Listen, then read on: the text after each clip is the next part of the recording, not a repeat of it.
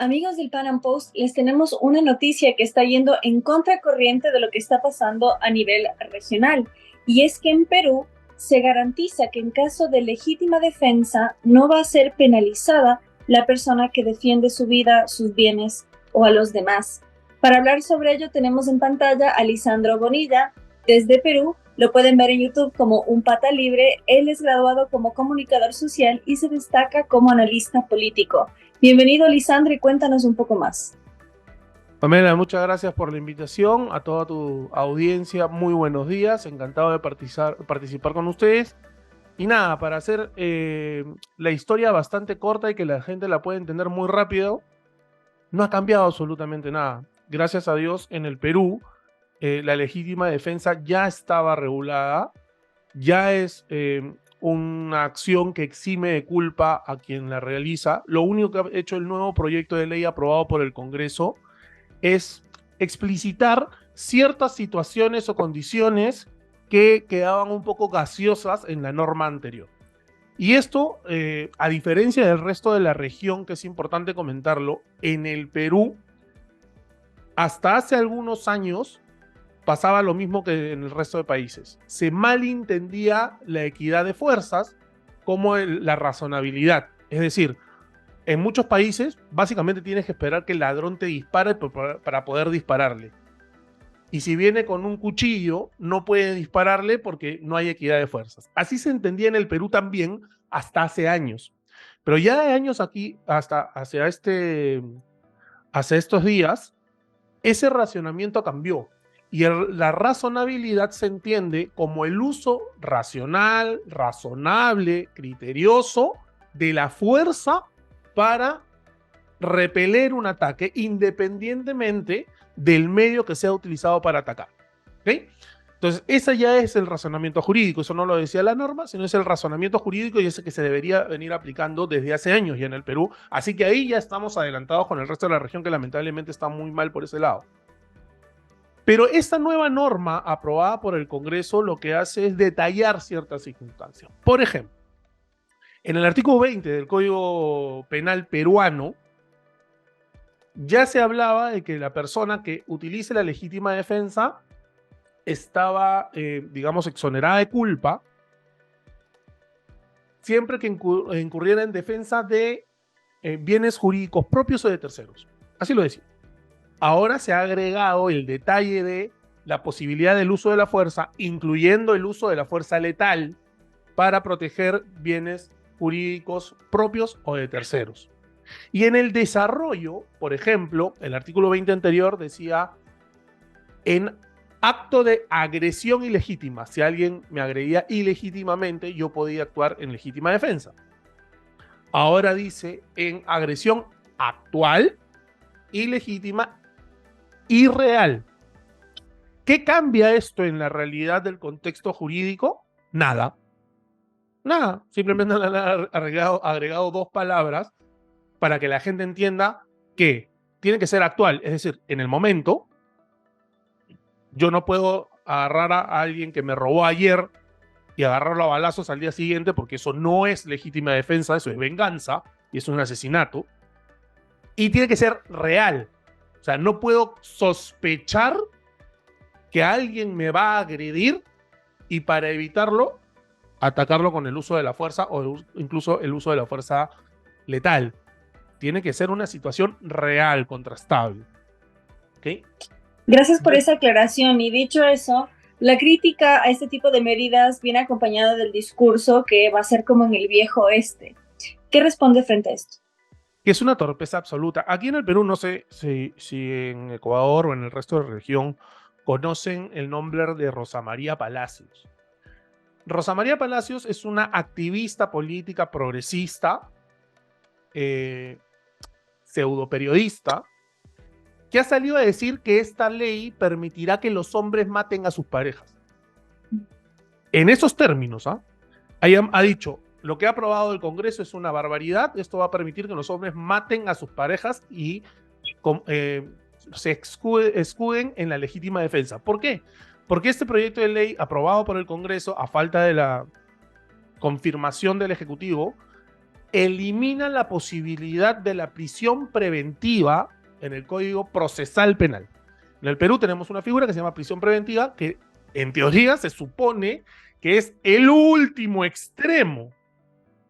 Todo el mundo debería llevar su proceso en libertad, pero si no hay arraigo, si no tienes familia, si no tienes casa, si no tienes nada que te ate al Perú, puede considerarse una prisión preventiva.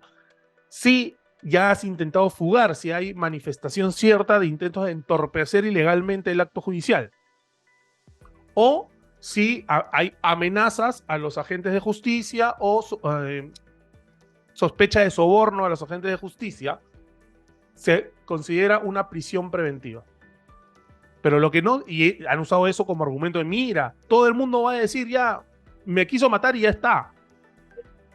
Eso es falaz, porque para que se evite la prisión preventiva, tienen que mostrarse las pruebas fehacientes que la acción fue de legítima defensa. Lamentablemente en el Perú, si bien estamos avanzados en unas cosas, en otras estamos muy retrasadas, y de unos años acá también se ha hecho muy común que a todo el mundo lo quieran meter preso sin sentencia y a prisiones preventivas. ¿Por qué? Porque lamentablemente nuestro sistema de justicia es una coladera y todos los políticos que han ido a procesos y mafiosos y corruptos se terminan yendo por nuestro aeropuerto como si fuera el Disneylandia. ¿Sí? Entonces a todo el mundo lo quieren meter preso en prisiones preventivas y eso es encarcelar a alguien sin sentencia. Eso es el último extremo. O sea, es lo más extremo que puedes pensar es encarcelar a alguien sin haberlo sentenciado. Bueno, en el Perú lo quieren usar como si fuera parte del proceso regular. Y incluso están mintiendo en este caso, diciendo que se ha eliminado. No, no se ha eliminado. Lo que se ha eliminado es al que demuestra video, declaraciones, evidencias físicas de la agresión, etc. Al que demuestra fehacientemente que ha hecho uso de la legítima defensa, no se le puede meter preso preventivamente. Tiene que seguir su proceso en libertad. Ahora, frente a retórica como la de esta señora Palacios, que es progresista, como señala, y sabemos que además el discurso feminista que va de la mano, acusa que hay desigualdad entre el hombre y la mujer, siendo la fuerza la mayor desigualdad. Decía uno de los grandes promotores de las armas, si no me equivoco fue Samuel Colt, que la pólvora es el mayor igualador. ¿Qué puede decir en ese sentido contrario de cómo más bien el arma, la pólvora o el arma que fuese, más bien sopesa esa desigualdad, no que vulneraría a la mujer, sino que muy por el contrario, en caso de ser agredida, podría defenderse? Tal cual. A ver, decía mi abuelo que era un hombre muy sabio que cuando se inventaron las armas igualaron los hombres. Mi abuelo y mi padre fueron oficiales de la Guardia Civil del Perú. Algo sabían de armas. Es muy simple. Yo quisiera saber si hay tantos estudios que sacan de género y tantas cosas. ¿Cuántas mujeres se han salvado por el pañuelito morado o por el pañuelito verde ante una agresión? Y quisiera saber cuántas mujeres han dejado de ser víctimas de violaciones, de energúmenos que deberían estar presos por lo menos por ir a las zonas seguras, estas que hay en España, estas pintaditas de morado. Las armas no son una solución a los problemas de violencia, de violación, de ataques, de agresiones. No son la solución, pero son una herramienta de protección. A ver, gente mala va a haber siempre. Gente desquiciada va a haber siempre. Gente que quiera hacerle daño al prójimo va a haber siempre. Las armas solamente son una herramienta que nos permiten a nosotros protegernos. Y en el caso de las mujeres, perdón. En el caso de las mujeres, muchos más. Porque es evidente que hay una diferencia física entre un hombre y una mujer. Mamela, si no es indiscreción, ¿tú cuánto mides? 1,55. Yo mido 1,92. Si yo intento una agresión física contra ti, ¿tú crees que podrías, por haber ido, por ejemplo, a algunas clases de defensa personal, evitar ese ataque si es que yo pretendo atacarte? Bueno, spoiler alert, no podrías. ¿Me dejo entender? porque soy mucho más grande, porque soy mucho más fuerte, porque soy mucho más pesado y porque hay una condición física natural que nos separa. Pero si yo con mi 1,92 m, con mis 115 kilos, te quiero atacar y tú sacas una Browning Baby calibre 22, la más chiquita que hay, y me disparas en el pecho, todo ese tamaño y ese peso cae como un tronco y tú evitas la agresión. ¿Me dejo entender? En ese momento te vuelves una mujer que vive más segura. Y más, mira, podemos extenderlo un poco más allá. Podemos tomarlo incluso como un acto de altruismo. Has evitado que yo ataque a otra mujer. Has hecho el mundo más seguro para las mujeres. ¿Cómo? Defendiéndote a ti misma. No digo que vayas como vigilante a cazar atacantes, defendiéndote a ti misma. Has asegurado tu integridad y has permitido que el resto de mujeres estén un poco más seguras en este mundo. Gracias por ese aporte. Y ya para ir cerrando, ¿cuál sería tu mensaje final hacia quienes se oponen a esta medida? Que dejen de...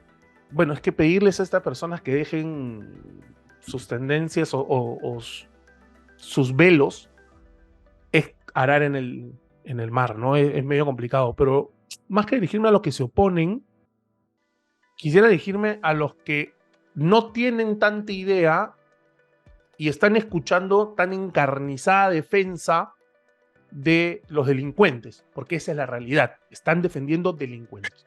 Señores, ustedes tienen todo el derecho a defenderse ustedes mismos, a defender a sus familias, a defender su patrimonio que tanto les costó, desde su carrito, su motito, hasta su casa, sus empresas, sus negocios, sea lo que sea, ustedes tienen el derecho de defenderlo.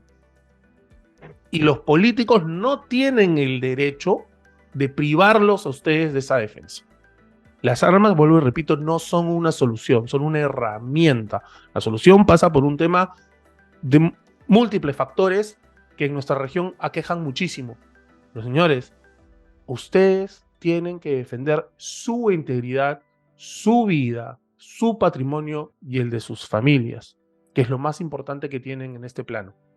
Entonces, nada, pensemos con sensatez, dejemos de proteger delincuentes, queriendo, voluntaria o involuntariamente, dejemos de proteger a los delincuentes, porque ellos son delincuentes, actúan fuera de la ley, por mucha ley que prohíba armas, por mucha ley que prohíba legítima defensa, por mucha ley que prohíba todo, ellos van a seguir actuando como actúan porque son delincuentes. Los ciudadanos de bien tenemos la obligación moral de defendernos. Muchas gracias por su tiempo. A ti, Mamela.